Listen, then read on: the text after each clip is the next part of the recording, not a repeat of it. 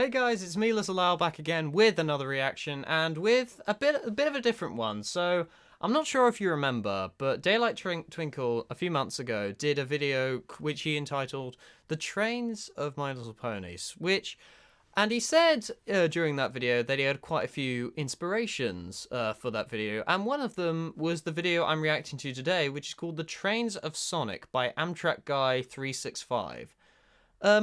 Again, like I said, a bit of an oddball, and it's only 10 minutes, so a bit shorter than the ones I normally do, if I'm totally honest. But I think it should be an interesting watch, certainly, as someone who's like fascinated with trains and also was a big Sonic fan, especially back in the day. If anyone asked me like Sonic versus Mario, I'd go Sonic every day of the week. Honestly, seriously, that's what I truthfully feel. And so But enough stumbling. I think we're gonna go straight into this. Like I said, this should be a short one, but definitely a sweet one, because I think it'd be a very interesting video. Like the Trains of MLP video, this should be quite fascinating. So drop a video like if you enjoy, and subscribe to the channel too. And let's get going. Now, I know what you might be thinking. Trains in a Sonic game? And for starters, how can you even make a video about trains in Sonic? Well, believe it or not, there actually are a handful of trains featured throughout the franchise's nearly 30 years worth of games, many of which play an integral role for a specific level. With that said, and me being an avid Sonic fan and rail fan, I'm here to discuss the various locomotives and freight cars seen throughout the Sonic games. I'll be covering the aforementioned categories for each game, move on to the next, and repeat. So let's get into it. The Trains of Sonic the Hedgehog. I'm trying to think what that music was from. Like it was like Sonic Rush. It sounded like it was from Sonic Rush or something. That music he used for the intro. The first game I'll be covering is 1998's Sonic Adventure, though I'll be using the director's cut for this video. The train to Mystic Ruin seems to be freelanced, though it seems to follow the design style of the Japanese National Railways, or JNR for short, Kiha. Considering Sega is based in Japan, that does make a lot of sense. 07. It was built from 1935 to 37, along with a mod. It's a bit more curvy than the one used in the actual game, admittedly, but like you said, it's pretty much a freelance design. But this is its closest resemblance. Modified version in 1952. Initially, the cars were designated the 42,000 series, but later called the 07 by JNR in 1957. Less of a mouthful. The diesel railcar was built at several locations in Japan and predominantly used in fast urban commuter service around Tokyo and Osaka. Around 1955, they were displaced to small. I'd really like to go to Japan one of these days. You know, it just seems like such a fascinating country. Like if any of you have actually been to Japan, do let me know, because tell me what it's like and if it's worth going there. Smaller private railways in more rural parts of the country. They'd then be retired from service in 1969. Out of 73 total built, quite a big lifespan then. Only 3 were preserved. One of which was operational at the Dowa Mining Katagami Railway until it closed in June 1991. The equipment, including railcar number 702, was moved to the Yanahara Furai Mine Park in Masaki of the Okayama Prefecture. Back to Sonic, It is interesting though, considering how old that is, and like it does call into question when Sonic Adventure was based, because quite clearly it's supposed to be modern day. Like, so they're using they're using trains that were what's the word, withdrawn years ago. Why could I not think of the word? It's perfectly simple. Withdrawn. Note in the Dreamcast version, the railcar is red as opposed to the blue with a yellow stripe in director's cut. Another item of notice is the pantographs. Blue looks better on it. The blue looks it suits like the game certainly more. Don't you? Like that, it's not Trains of Mario, for crying out loud. On the model, which the real-life Kiha 07 does not have. Pantographs are an apparatus mounted to the top of electric trains to allow electricity. Sonic was like the aliens in Toy Story. Went ooh. From overhead wires to pass into the locomotive's traction motors. Sonic Adventure lacks any overhead railway wires, making the appearance of a pantograph seem strange. Though I'll cut it some slack, since Sonic isn't a train simulator after all. Yeah. Something bugging you? Sonic and Train Simulator. Fucking hell.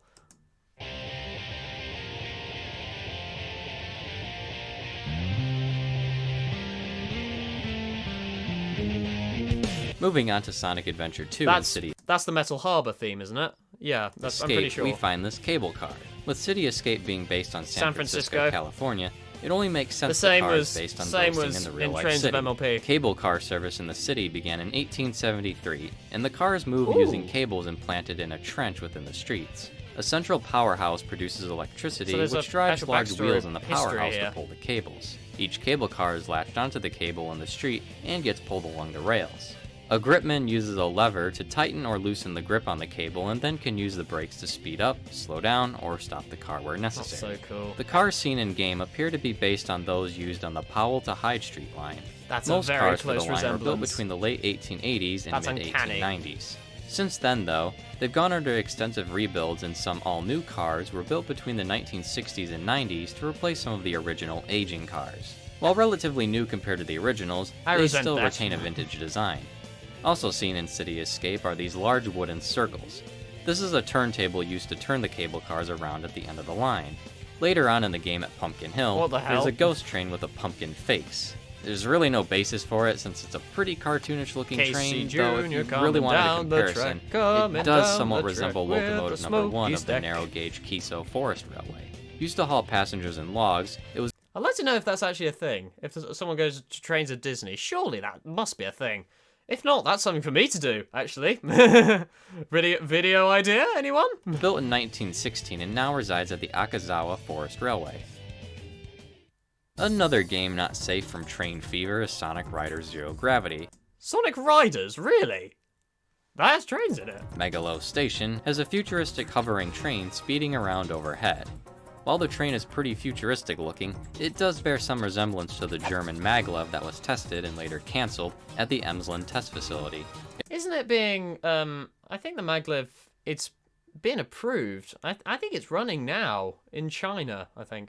I'm thinking of the it's got a very similar, it must be the maglev. I must be thinking of the maglev. It also shares an appearance with the much more successful Shanghai China maglev. There we go, yeah. Maglevs work by using very strong magnets that repel each other, allowing the train to essentially hover, thus eliminating direct friction or drag with conventional trains. The aforementioned maglev systems have registered in speeds as I was about to say, he's about to go in speeds. I think it's like I think one got up to like 400 kilometers per hour. as high as 268 miles an hour. Oh, well over 431. In-game, the trains follow floating track paths, which isn't really something reality has achieved yet, but regardless of that, I was about to say miles per hour, but then it'd be in an F-Zero game. they still do follow the concept of a maglev train in some way or another. The See, horn on the trains... this knowledge that I'm presenting during this. The reason I'm so talkative is I'm a gaming nerd as well. I'd love to do like more gamer reactions, you know. Isn't exactly accurate for a maglev either, and it's a horn you'd mainly find on an American or Canadian railroad. The other train is likely just another fictional futuristic design, looks like a but shoe. the closest comparison I could make is the JR Central 371 series used between 1991 and 2014. That's cool. I like that design. You probably already know the ill-fated story of Sonic 06, so I won't bother you to rehash its rushed development tale. Oh god. Instead, I'll tell you about the 3 types of trains found in the game. It had so much potential. That's the thing. Sonic 06. Sonic's 15th anniversary. It had, like, it just with like it doesn't have a good story at all. But you know, it had so much potential. I feel Sonic 06. Like, thankfully, there are people on the internet who are actually trying to fix it, believe it or not. So, I doubt they can fix the story. For ease of recording and gameplay, I'll mostly be using the fan-made, work-in-progress PC port of the game. There we go, yeah. We'll start off with these orange freight locomotives seen towards the end of the first act Union in Pacific? Radical Train. These locomotives are based on the SD40-2W. Yeah. This unit was they're all in. They're used by all companies. Yeah. built by Electromotive Division, or EMD, beginning in 1975 for the Canadian National Railway. The SD40-2W is a variant of the SD40-2, first built in 1972. The W stands for wide I'm not cab. an American loco expert. A standard at all. SD40-2 cab nose doesn't take up the entire width of the frame, whereas the SD40-2W has a full-width cab nose, known as a Canadian Comfort Cab. Now regarding the paint scheme, it's a bit similar to the Burlington Northern Santa Fe, or BNSF, railway very as well. similar, yeah. The horn sounds like those used on Japanese Shinkansen trains. Ow! That was loud. This, of course, isn't quite accurate for North American locomotives like those seen in-game. Meanwhile, Elisa's train, or properly known as the Soliana train, appears similar to the Kiha 150. The 150 was built by Fuji Heavy Industries from 1993 to 95. It operates as a DMU, or Diesel Multiple Unit Train Set. Each car has its own engine, but also works as a passenger compartment. The in-game model is much longer than the real-life engine, and the door locations are indented as well. The wheel sets are also ones used for freight cars. I love the Soliana insignia, right at the front. You see the little grey bit with the phoenix or wyvern at the front there in that grey box. I just think that's really cool. Not locomotives. The next and the last train of Sonic 06 is the Egg Train.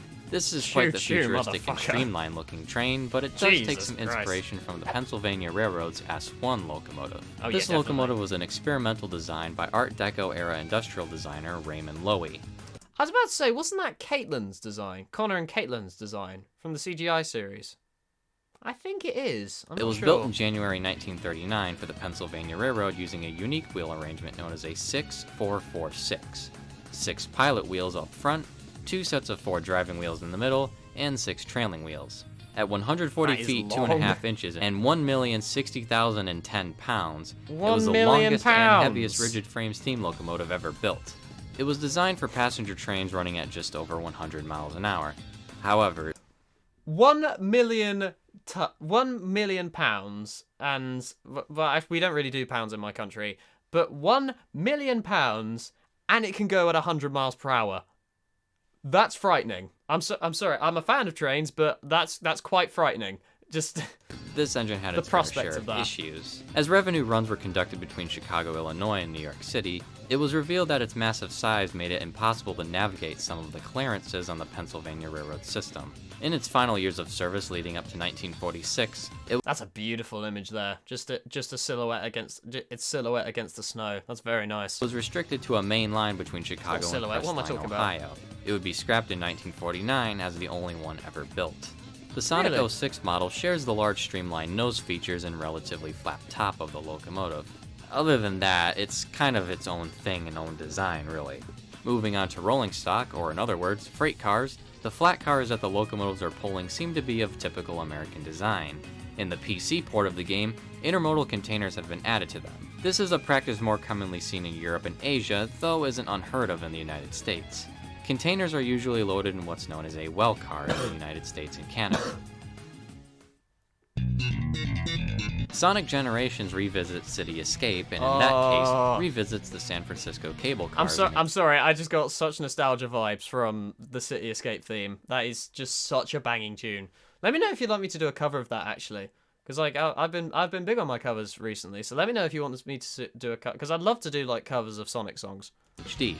However, these are based on the California street cable cars instead. Oh, while they function the same as the aforementioned Powell to Hyde Street cars, the California Street ones were so mostly built in the early 1910s and possess a different paint scheme and different markings. Other than that, nothing else really significant about the car and game. Last but not least is Sonic Mania. In Mirage Saloon Zone, we are greeted with an Old West American steam locomotive. It's based on the classic American design, first introduced in 1836. I love the nose at the front, and the little eye, and the little goggle eyes. That's such a robotic. That's so funny. Having 4 pilot wheels up front, 4 driving wheels, and no trailing wheels. What about the Because this isn't taken to express because one thing that it hasn't talked about is the ones in the shows, because I know Adventures of Sonic the Hedgehog had an episode dedicated around an express engine, so I'm not sure if he does go do so. We'll wait and see, but I don't think he does. It would be developed into a more refined and stylized locomotive around the mid to late 1840s. 2 early examples are Boston and Maine Railroad No. 9, steam built in engines have a reputation to keep and up. Western and Atlantic Railroads, the Yonah locomotive, built in 1848. A more classic example is the Western and Atlantic's The General locomotive, built in 1855.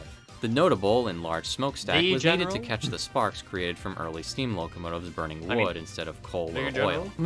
In Sonic Mania, apart from Eggman's facial features on the front and cartoonish proportions, the locomotive and tender are pretty accurate. Most of these locomotive designs were retired by the early 1900s. The same could be said for the freight cars, as they're pretty generic American-looking designs from the era, though would probably be made of wood instead of steel. And probably wouldn't have spikes on them. Well, that's all the trains that I could find within the Sonic series. While trains don't necessarily have definitely a deeper more in meaning the in the Sonic shows. series like trains may have in something like Half-Life. Speaking of Half-Life, I do have 2 videos similar to this one known as the Trains of Half-Life and Trains of Team Fortress 2 if you're interested. They're nonetheless okay. interesting and usually fun stage features or gimmicks. But in the end though, there are 2 things that trains and Sonic share. They're fast, and they're pretty darn cool. That's a good way to end it. That's a very good way to end it. Yeah. So two of my secret interests combined as one. Sonic the Hedgehog, which is more of a secret, especially on this channel, but and trains as well. So that's a very cool video, like he said. But no, I had fun with that. Like I said, a bit shorter than my other ones, but you know, like similar with like Trains of MLP reaction. That was very fun. So let me know if there are any more like fascinating train or gaming related videos that you'd like me to watch, because I'm really trying to kind of span out my kind of what I'm reacting to a bit more actually, not just like MLP or Thomas. And I think that's a good start, you know, kind of mixing trains with something else, something a bit different, because I'd love to get into that, you know. I'm a very varied guy, I feel. So this is Little Al speaking. Drop the video a like if you enjoy, and just a quick message to Antrap Guy at the end of this. Nerd.